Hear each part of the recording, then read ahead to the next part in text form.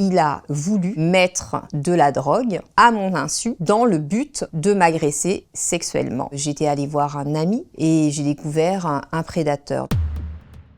Le 14 novembre 2023, j'étais allée voir un ami, un sénateur, Joël Guerriau, que je connaissais depuis 10 ans, et j'ai découvert un prédateur. Il m'a invité à boire une coupe de champagne, il m'avait mis de la MDMA. J'ai commencé à me sentir mal, à avoir les effets de cette drogue, avec par exemple des nausées, des palpitations très importantes. Je commençais aussi à avoir la tête qui tournait, les jambes qui tremblaient. Donc j'ai voulu m'échapper, il m'a suivi et je me suis réfugiée dans un taxi et là j'ai appelé de l'aide. Le médecin m'a dit que j'avais été droguée à l'ecstasy et je suis allée porter plainte. Dans cette enquête, les policiers ont récupéré son téléphone, son ordinateur et il a recherché en mots-clés drogue et viol, point de deal, GHB. Il a voulu mettre de la drogue à mon insu dans le but de m'agresser sexuellement. Grâce à une loi sur la soumission chimique qui a été votée en 2018, ce sénateur,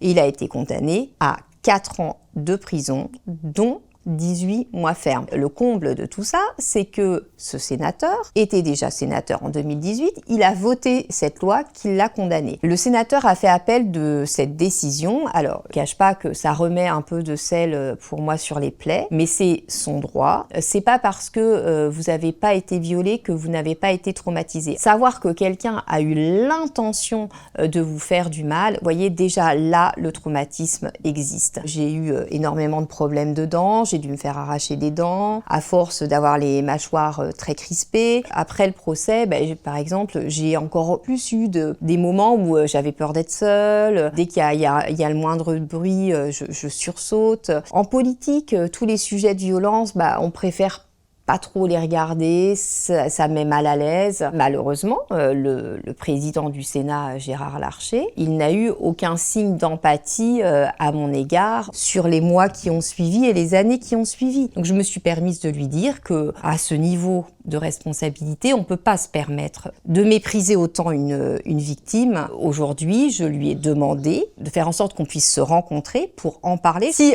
on ne fait rien au plus haut niveau de l'État, comme par exemple quand on est président du Sénat, en fait, on fait des cadeaux tous les jours aux agresseurs. La soumission chimique, en fait, ça arrive à n'importe qui. C'est pas aux victimes d'être prudentes. La soumission chimique, ça peut arriver du berceau à l'EHPAD. Quand vous avez une suspicion de soumission chimique, ne restez jamais seul. Gardez aussi peut-être les verres dans lesquels vous avez peut-être une suspicion.